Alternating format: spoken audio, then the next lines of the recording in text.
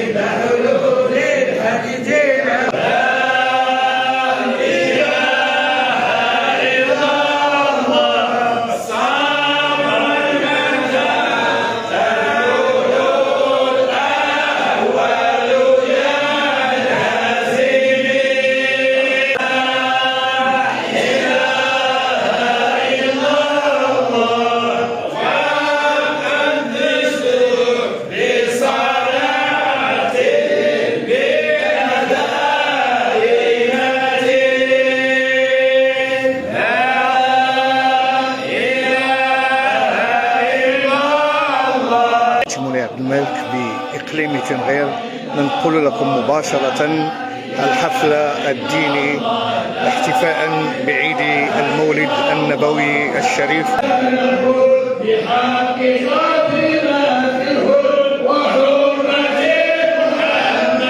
ثم الصلاة والسلام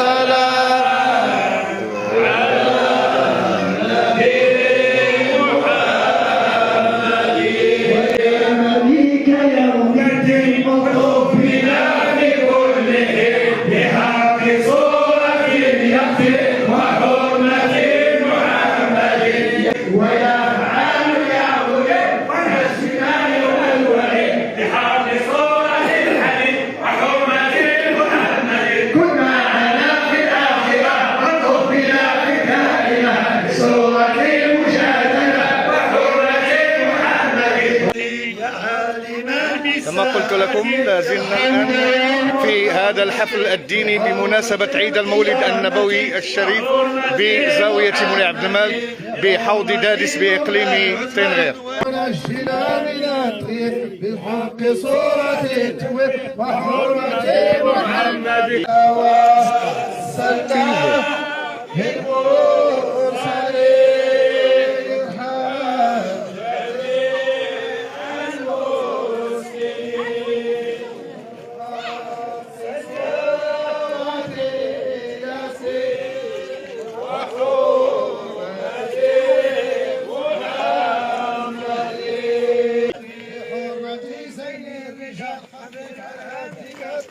بحق صورة الزلزال وحرمة محمد.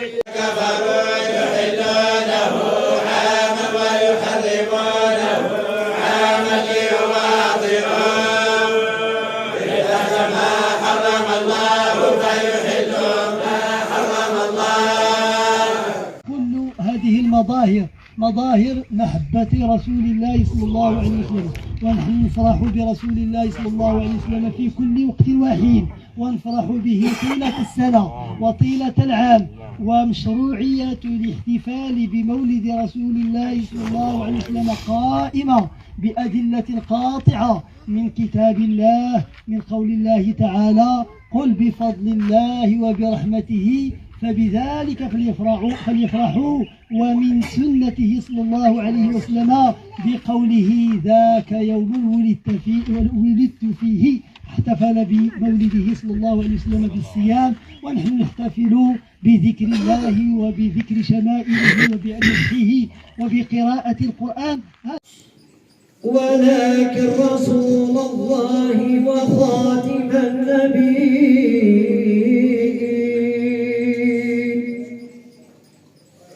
وكان الله بكل شيء عليما. أريد للمسلم الذي يؤمن بالله ويصدق رسول الله إلا وله نصيبه من رسول الله، ولكن أهل بيته أشد وأعظم.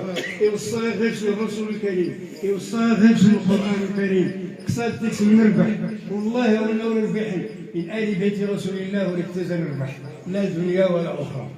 الرسول الكريم ريال بكى كما قال الإمام أحمد في مسنده، اللي بغى يطالع مسند الإمام أحمد، بكى رسول الله صلى الله عليه وسلم ذات يوم بكاء شديدا، فقال له حذيفة بن اليمان: فداء أبي وأمي، فداك أبي وأمي يا رسول الله، ما يبكي؟ فقال: يا حذيفة وددت لو أني رأيت أحبابي. حب يغمز الأحباب نوم. فقال حذيفة: ألسنا أحبابك يا رسول الله؟ ما خورك كنا قال الأحباب الصحابة؟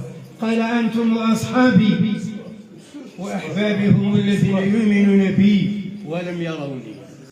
أولا نتحمد سيد ربي سبحانه وتعالى تغدي يجمعنا وإياكم من مقام المبارك من غير حول منا ولا قوة، وإنما توفيقا من الله وتيسيرا وكرما وجودا ومنا وعطاء.